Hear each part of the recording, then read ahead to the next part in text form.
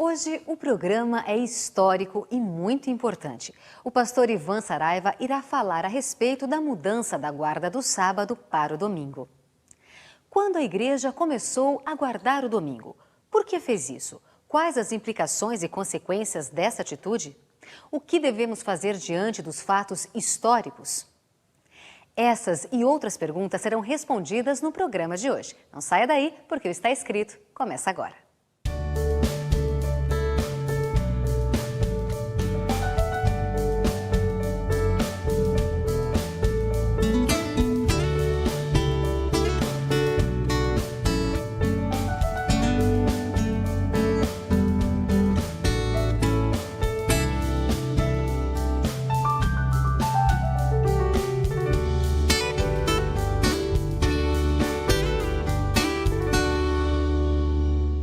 Amigo, como você sabe, estamos dando continuidade a uma série aqui no Está Escrito.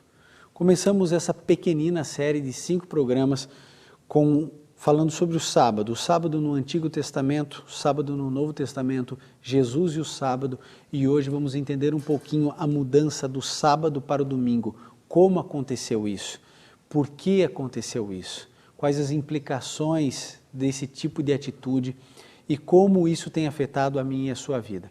No próximo programa, vamos ver como guardar o sábado, como biblicamente eu e você podemos honrar a Deus através da guarda desse dia. Então, se você tem a sua Bíblia, pode abri-la já no livro de Deuteronômio 4:2. Enquanto você procura, eu quero falar uma coisa a você. Deuteronômio 4, verso 2, vá procurando e eu vou comunicando uma coisa muito importante a você. Antes de qualquer coisa, a gente precisa estabelecer bases aqui. A primeira delas, o indivíduo que guarda o domingo é uma boa pessoa, sincera, é uma pessoa devota a Deus, que quer cumprir a sua palavra, uma pessoa linda aos olhos de Jesus. Qualquer pessoa que guarde e observe o domingo. Toda pessoa que guarda o sábado é uma pessoa devota a Deus, é uma pessoa que quer servir ao Senhor, é uma pessoa que quer cumprir a sua vontade. Então aqui nós não estamos fazendo nenhum juízo de valor a respeito do caráter, da integridade espiritual de qualquer observador, do domingo ou do sábado. Nós estaremos entendendo hoje por que o sábado, que é tão evidente na Bíblia, todas as solenidades dele foram passadas, transferidas para o primeiro dia da semana, para o domingo. Você entenderá melhor quando e por que isso aconteceu. E aí, então, com essas informações, você terá melhores condições de tomar a sua decisão, se você quer guardar o domingo ou o sábado. Então, Deuteronômio 4, verso 2 diz assim: Nada acrescentareis ao que vos ordeno, e nada diminuireis dela, para que guardeis os mandamentos do Senhor vosso Deus, que vos ordeno. Então nós temos aqui uma orientação bíblica. Logo no começo da Bíblia, no Pentateuco, Deuteronômio, ele diz assim: você não pode acrescentar nada da Bíblia e você não pode subtrair nada da Bíblia. Certo? São princípios. Eu não posso acrescentar nem subtrair. A Bíblia é do jeito que é e eu preciso estar focado nela e obedecê-la. Você já imaginou se, por exemplo, em algum momento eu começar a escrever um livro, por exemplo, diferente da Bíblia, e eu falar para você o seguinte: olha, o meu livro agora, ele vai ter uma autoridade maior do que a própria Bíblia, pelo menos igual. O que você diria? Bom, eu uso a minha autoridade como pastor, eu digo para você que eu fui ungido para ser pastor, eu fui ordenado ao sagrado ministério, eu sou orador do programa Está Escrito, da Voz da Profecia, eu estou escrevendo um livro e eu tenho seguidores, e esses seguidores acreditam que os meus escritos são tão importantes quanto a Bíblia, e esses seguidores começam a se multiplicar, e de repente eu viro uma grande denominação religiosa. Você iria para a minha religião? Simplesmente porque você gosta do jeito que eu falo, acha interessante, é isso? Obviamente que não. Obviamente que não. Eu e você seguimos a Bíblia e somente a Bíblia. Agora, se você não faz isso comigo, por que você faz isso com outros? Agora eu quero falar bem diretamente para os meus irmãos católicos, que têm ali como um manual de conduta o catecismo. Ora, o catecismo, se você ler os 10 mandamentos no catecismo, são completamente diferentes dos mandamentos, dos 10 mandamentos na sua Bíblia católica. Então, por que é que você, a hora de colocar na balança, você está pesando mais catecismo ou mais a Bíblia? Ora, eu preciso definir qual é a minha base de regra e de fé. E o convite que Deus faz a você é que a Bíblia precisa ser observada. Conhecereis a verdade vos libertará. Examinais as Escrituras, porque julgais ter nelas a vida eterna. Deuteronômio 4:2 diz o seguinte: eu não posso subtrair, mudar, adicionar nada. A palavra de Deus foi inspiração dele. Eu não posso vir aqui alterar nada, nem você e nem nenhuma igreja. Ora, o sábado é tão evidente, nós encontramos, você já sabe disso, 250 vezes a palavra sábado e mostrando que eu e você devemos guardar esse dia. Agora, você sabia que a palavra domingo não aparece nenhuma vez na Bíblia? Nenhuma vez. Nenhuma. Simplesmente é desconsiderado essa palavra. Domingo não existe na Bíblia. Não existe. Pergunte para o seu padre, pergunte para o seu pastor. Pastor, onde é que tem um texto aqui que diga a palavra domingo? Não existe. Deus, Ele escreveu e orientou você a guardar o sábado 250 vezes. Agora, você olha para mim e diz assim, não, mas eu vou guardar o domingo? Bom, vamos ver todas as vezes que a Bíblia cita o primeiro dia da semana, não usa a expressão domingo, usa primeiro dia da semana. São 8 versos apenas, 8 versos. Existe um no livro de Mateus, um no livro de Marcos, 2 no livro de Lucas, depois nós temos um no livro de João, no livro de Atos e 1 Coríntios. Ok? Nós encontramos nesses textos aqui algumas coisas importantes para você perceber que todas as vezes que a Bíblia cita o primeiro dia de semana, nada tem a ver com a transferência do sábado para o domingo, nem para se guardar o domingo. Vamos lá então, eu faço questão de ler cada um desses textos. O primeiro deles, Mateus 28, verso 1.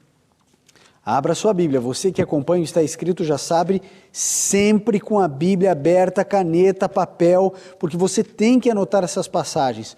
Lógico que esses programas, eles rapidamente estão na internet, não tem problema algum, você pode sempre acompanhar. Mas é bom que você tenha suas anotações pessoais. Então, Mateus 28, 1 diz assim, depois do sábado, ao raiar do primeiro dia da semana, Maria Madalena e a outra Maria foram ver o sepulcro. Está constatando, inserindo elas dentro de um tempo. Depois do sábado, no primeiro dia da semana, elas foram ver o sepulcro de Jesus. Foi ali que elas descobriram que Jesus havia ressuscitado. Vamos lá, Marcos 16, verso 2. Marcos 16, no verso 2, vamos lá, vamos na peregrinação, 16, verso 2. Muito cedo, no primeiro dia da semana, logo depois do nascer do sol, foram ao sepulcro. É a mesma visão, é a mesma narrativa, agora do evangelista Lucas, falando da mesma situação, das mulheres. Maria Madalena, Maria mãe de Jesus, Salomé, estavam todas ali presentes. Agora no verso 9 você encontra o seguinte, tendo Jesus ressurgido de manhã cedo no primeiro dia da semana, apareceu primeiro a Maria Madalena, ao qual tinha expulsado os 7 demônios. Jesus ressuscitou no domingo, que é o primeiro dia da semana, a palavra domingo não aparece, simplesmente Jesus surge ou ressurge da morte no primeiro dia da semana. Agora Lucas 24, verso 1. Vamos lá. Nós estamos caminhando e avançando, são as únicas passagens que falam a respeito do primeiro dia da semana, que eu e você chamamos de domingo. Lucas 24, 1 diz, no primeiro dia da semana, bem cedo, elas foram ao sepulcro, levando as especiarias que tinham preparado, mais uma vez o contexto da ressurreição de Jesus. Agora, no quarto evangelho, João, no capítulo 20, no verso 1, nós lemos: na madrugada do primeiro dia da semana, sendo ainda escuro, Maria Madalena foi ao sepulcro e viu que a pedra fora revolvida da entrada. Mais uma vez o mesmo contexto. Atos agora 20, verso 7. Atos, no capítulo 20, no verso 7.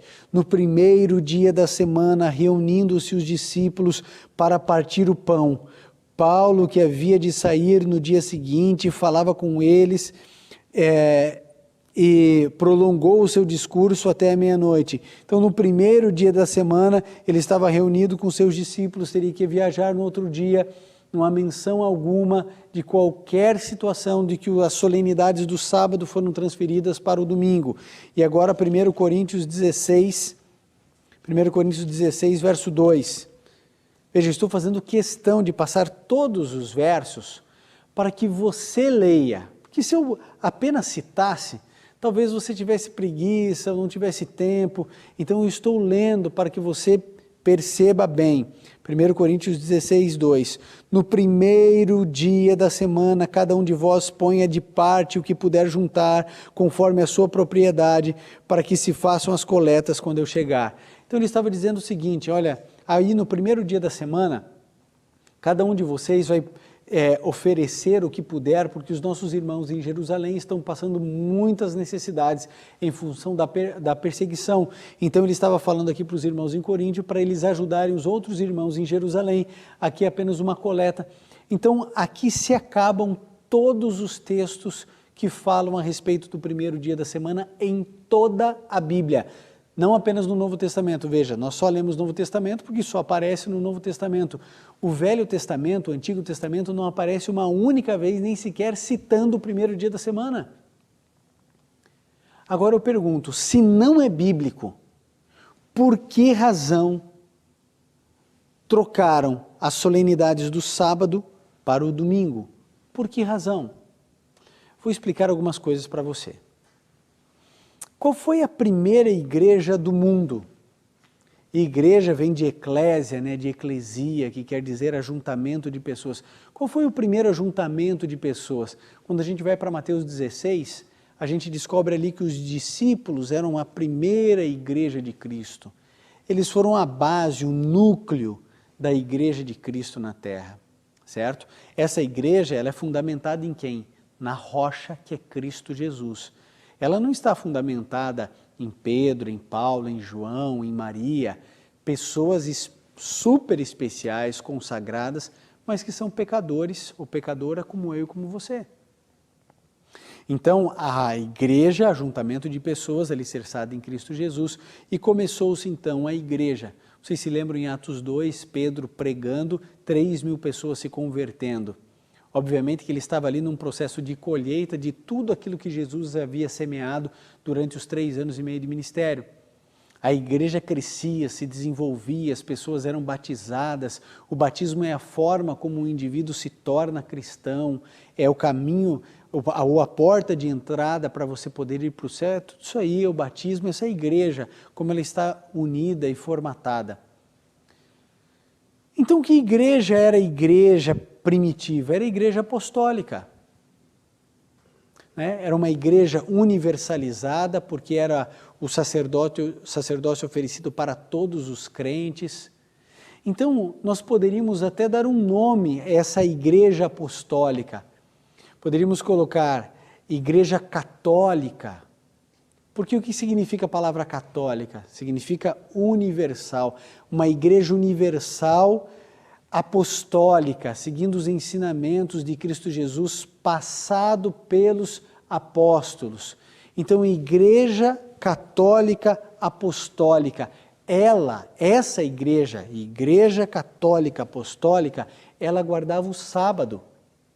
Os pais da igreja, Eusébio, Epifânio, até o início do 4º século, escreveram exatamente isso, que a igreja apostólica, ela observava o sábado, inclusive os gentios que não eram judeus, porque era um sacerdócio para todos os crentes levar o evangelho, e pessoas de todas as partes do mundo eram convidadas a fazer parte desse evangelho. Está aí a razão pela qual Paulo viajou tanto, o dom de línguas, que é o dom de idiomas, Pedro pregando, os discípulos pregando, cada uma pessoa ouvia na sua própria língua materna, para que realmente fosse disseminado a pregação do evangelho. E eles continuaram guardando o sábado. O problema todo, sabe qual foi? Querido irmão e irmã católica, o problema é quando a Igreja Católica Apostólica se tornou romana. Querido, o que Roma tem a ver com o cristianismo? Jesus nunca pôs os pés em Roma. Pelo contrário, os romanos sempre foram perseguidores dos judeus e dos cristãos. O que Roma tem a ver com o cristianismo? O máximo de ligação que existe são as viagens de Paulo. Paulo que chegou até Roma e fundou a igreja cristã em Roma. Agora, os romanos só escravizaram o povo judeu, mataram a fio de espada os cristãos. A Igreja Católica Apostólica jamais deveria ter se transformado em romana. E às vezes a gente vê as pessoas falando com orgulho, eu sou católico, apostólico e romano. Meu amigo, quando a igreja deixa de ser só apostólica e passa a ser romana, as coisas começaram a se complicar. Em Roma havia ali no quarto século, na primeira quinzena do quarto século, um grande imperador, carismático, inteligente, mas pagão, por nome de Constantino. Você pode pesquisar o nome desse imperador Constantino onde você quiser e você vai descobrir que ele é o primeiro imperador romano a se converter ao cristianismo. Tem ideia do que é isso? Um imperador de um mega império se convertendo à religião dos cristãos. Sabe qual foi o problema? A conversão dele foi superficial. Ele não havia abandonado todas as práticas pagãs. Ele tentou viver o cristianismo, mas ele fez uma das piores coisas que se poderia fazer para o cristianismo. Vocês sabem que ele declarou que ele teve um sonho, ele estava para ter uma guerra, uma batalha terrível, e ele teve um sonho, in hoc signo vinces. Ele viu isso escrito, e essa expressão em latim, né, in hoc signo vinces, que significa com esse sinal, ou por esse sinal vencerás, e ele viu uma cruz. E aí então ele foi para a guerra com uma cruz à frente, e ele venceu a batalha. A sua conversão se deu nesse contexto de guerra, usando a cruz para matar. Olha que coisa estranha, antagônico. Jesus, que nos ensina a amar o inimigo, ele estava indo para uma guerra em nome de Jesus de Nazaré. Jesus nunca patrocinou guerra alguma. Ele nunca foi... A gente precisa cuidar muito com isso. Nesse processo de violência, ele toma a decisão de se converter. Só que quando ele se converte, a sua conversão não foi tão profunda quanto nós gostaríamos. E ele começa a inserir elementos do cristianismo dentro do paganismo e elementos do paganismo dentro do cristianismo. E começa a se unir, ou unir o império que era dividido entre pagãos e cristãos, porque nesse contexto, em 320, já era muito grande o cristianismo. Eles já não tinham mais condições de perseguir os cristãos, porque eles eram parte ativa da economia de todo o Império Romano. Então a Igreja Católica, ou seja, universal, apostólica, até esse contexto guardava que dia? O sábado, porque o sábado jamais foi abolido.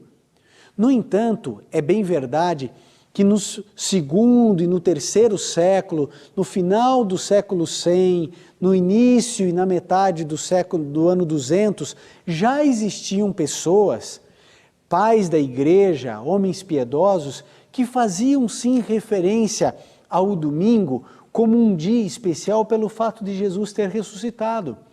Mas também haviam pais da igreja fazendo referências à sexta-feira, porque Jesus Cristo morreu na sexta-feira. Agora, em momento algum, havia a troca do sábado para o domingo, até que no ano 321, de maneira bem específica, no dia 7 de março, Constantino coloca um decreto que todos agora deveriam guardar o dia do sol, que é o domingo, porque a nação, o Império Romano, adorava o sol, o deus Mitra. O mitraísmo tem as suas raízes dentro de Roma. Querido, Roma sempre foi pagã. Lembra do deus Apolo, Diana, Baco, deus do vinho. Então, as associações começaram a acontecer. Quando você acha que começou a se inserir imagem de escultura para ser adorado? Isso é próprio do paganismo. Aliás, agora eu tenho que abrir um parênteses aqui para você que é protestante. Por que você não adora santos? Por que você não se prostra diante de imagens? Ah, porque isso aí é do paganismo. E o domingo é da onde, irmão? O domingo é o dia do sol invencível, Natalis Solis Invictus, o dia do sol invencível. Se você for para a língua inglesa, isso fica tão evidente, Sunday, dia do sol. Agora, como unir um paganismo tão bárbaro como esse com o cristianismo? Ora, Jesus ressuscitou no domingo. Então agora nós temos um dia em comum entre cristianismo e paganismo. Esses aqui adoram o sol, esses aqui começam a se apaixonar pelo domingo porque é o dia da ressurreição. Então, peraí, deixa a lei de Deus de lado e vamos agora adorar a Deus nesse dia. É o mesmo dia, economicamente é muito mais viável para o Estado, é tudo muito melhor. E aí então os elementos do paganismo foram se fundindo ao cristianismo e do cristianismo ao paganismo de uma maneira que ficou uma grande Babilônia tudo. A Igreja Católica Apostólica jamais deveria ter aceitado as recomendações de Constantino. E aí então em 364, no Concílio da Calcedônia, então a Igreja, não mais o Império, a Igreja agora declara que o domingo era o dia de se observar e de se guardar. Nesse contexto surgem os primeiros protestantes. Os protestantes não começaram lá com um grupo de príncipes e de pessoas que estavam discordando do catolicismo lá na Idade Média. Os primeiros protestantes eram católicos apostólicos que falaram não. O dia de guarda é o sábado, nós devemos guardar o sábado, esse é o dia que o Senhor nos deu. E aí então começou-se novamente perseguição para aqueles que não estavam agora aceitando a união de igreja com o Estado. Todas as vezes que a igreja se uniu ao Estado, pessoas foram perseguidas, mortas, queimadas vivas. Isso começou no passado, depois ele se repetiu nesse período, depois na Idade Média e irá se repetir no futuro. Agora eu preciso dizer uma coisa a você. Abra sua Bíblia em Daniel, no capítulo 7, no verso 25. Livro de Daniel, aqui nós encontramos algo importante para a nossa reflexão. Daniel 7, 25, nós encontramos a manifestação de um Deus soberano em todo o universo. Como é que Deus permitiu? Deus já sabia que isso iria acontecer. Daniel 7, 25 diz assim, proferirá, falando a respeito de um poder religioso que iria assumir elementos do paganismo, esse é o contexto de Daniel 7, um poder religioso que iria se corromper, assumir elementos do paganismo e diz assim, proferirá palavras contra o Altíssimo, destruirá os santos do Altíssimo, perseguição, e cuidará em mudar os tempos e a lei. Foi exatamente isso que aconteceu. Querido, se a Igreja Católica Apostólica dissesse não a Constantino, não ao paganismo, eu hoje seria membro da Igreja Católica Apostólica. E talvez tivéssemos uma única denominação cristã. Mas quando ela se fundiu, quando ela se uniu a Roma, quando se uniu ao paganismo, aí, meu amigo, aí eu dou 3 passos. E você, católico, apostólico, deveria falar: não sou romano. Você pode ser de Jerusalém, você pode ser de Jesus, você pode ser do que quiser, menos romano. Roma não, irmão. Roma não. Eu e você não temos nada com o paganismo. Deus havia profetizado 1000 anos antes, 1 milênio. O Brasil não tem 600 anos.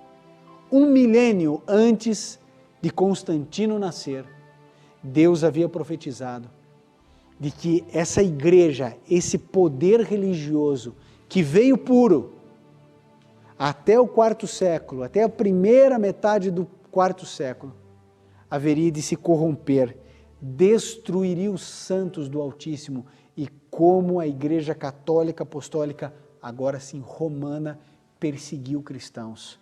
E quantas pessoas ela matou. E quantos índios foram escravizados e mortos por jesuítas. Você conhece a história brasileira. Isso não aconteceu apenas no Brasil.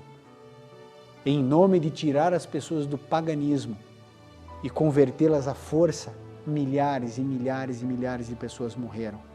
Interessante, livrar índios do paganismo, mas no seu passado, infelizmente, se uniu ao paganismo. Deus disse: cuidará em mudar os tempos e a lei. Hoje, um dia, ele é colocado da meia-noite à meia-noite. Não tem sentido lógico algum um dia começar no meio da noite, nem terminar no meio da noite. Mas mudaram os tempos e também mudaram a lei. Pegue o catecismo da Igreja Católica e você vai descobrir que no lugar de estar escrito para guardar o sábado, está dizendo para você guardar domingos e festas. Ah, querido, eu não posso aceitar uma coisa dessa e nem você. Essa mudança descabida, inválida, que deturpou a Bíblia, ela precisa receber um basta, pelo menos na sua vida. Por isso eu vou fazer 2 apelos aqui. Em primeiro lugar para você, meu irmão católico. Em primeiro lugar para você. Querido, Deus se preocupa contigo. Ele quer o melhor para você. E hoje Ele está explicando para você que no passado a Igreja Católica Apostólica era pura, mas ela se fundiu a Roma, a Constantino. E em função disso, a Igreja se corrompeu. Você não precisa de nada disso. Pelo contrário, você pode ter uma vida pura, seguindo unicamente a Bíblia. E agora para você, meu amigo, que é protestante, evangélico, pentecostal, sabe qual a razão pela qual eu guardo o sábado? É a mesma razão pela qual você não adora imagens de escultura. Porque os 10 mandamentos diz que eu não devo adorar imagem de escultura, mas os mesmos mandamentos declaram que eu devo guardar o sábado. O apelo que eu faço para você é esse. Querido, Deus é eterno, Deus é para sempre, nele não há sombra de variação. O livro de Deuteronômio 4:2, primeiro texto que lemos, diz que nós não podemos diminuir nem acrescentar nada na palavra do Senhor. Nada. A Bíblia é expressa a vontade de Deus para a sua vida. Hoje é o dia de você romper com o dia do sol. Hoje é o dia de você romper com o mitraísmo e voltar-se para a guarda do sábado, que é o dia do Senhor. O Nadson irá cantar agora. Enquanto ele cantar, querido, eu queria que você refletisse na letra desse hino, que declara um Deus poderoso, um Deus amoroso, mas um Deus que nunca falha e não falhará com você no seu intento de seguir a palavra de Deus na sua integralidade. Que Deus abençoe você na sua decisão.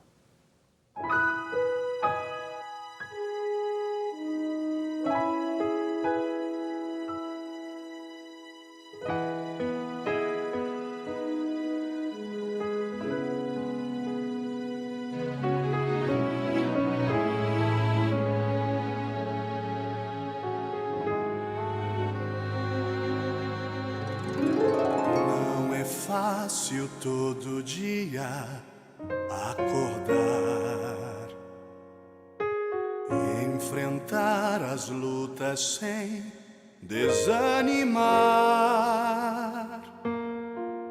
Ter certeza da vitória, uma fórmula ou resposta para todos os problemas resolver. Esquecemos que bem perto há um Deus. Como homem ele próprio já viveu e enfrentou dificuldades, até a morte foi levado. Tanto amor assim nunca se viu. Ele é a esperança que não falhará. Ele é a corrente que não quebrará. Quando tudo falta, ele satisfaz, e na tempestade é a paz. Ele é a certeza do amanhecer. Ele é a fonte plena de poder. Ao seu lado nada para temer. Nele a vida fim não há de ter. Esse Deus conhece cada coração e está pronto para bênçãos conceder. É preciso confiança, é amor e esperança, uma entrega sem reserva a Deus. Ele é a esperança que não falhará. Ele é a corrente que não quebrará. Quando tudo falta, ele satisfaz,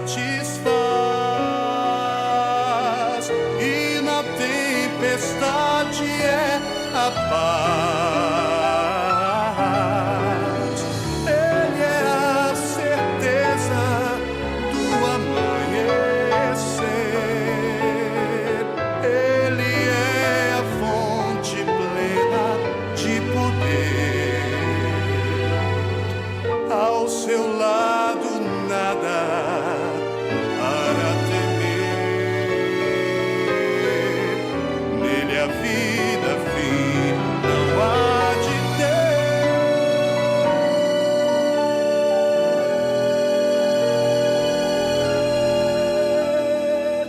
Nele a vida fim não há de ter.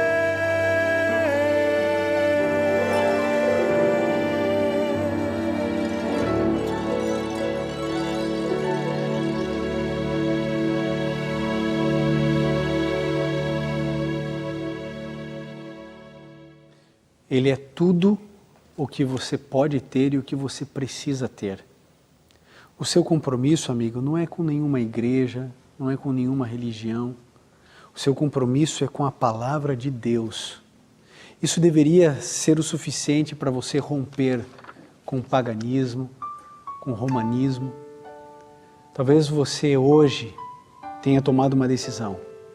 Não vou mais guardar o domingo. Hoje vou guardar o sábado. Essa é a sua decisão. Deveria ser.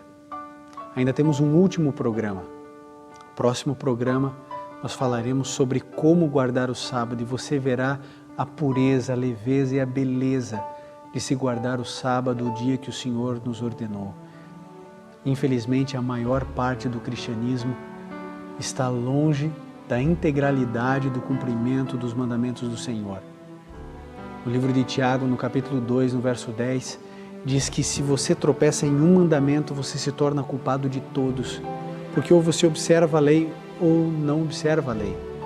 Se eu observar 9, mas roubar, de que adianta guardar os outros 9? Se eu guardar todos os mandamentos e não honrar meu pai e minha mãe, de que adianta os outros? Se você guardar todos os mandamentos, mas não guardar o sábado, de que adianta? Isso é semi-obediência, não é obediência. É a história do meio certo, do meio errado, é tudo errado. Ou você observa e obedece a lei do Senhor, ou não. Diante de você eu proponho vida ou morte, bênção ou maldição.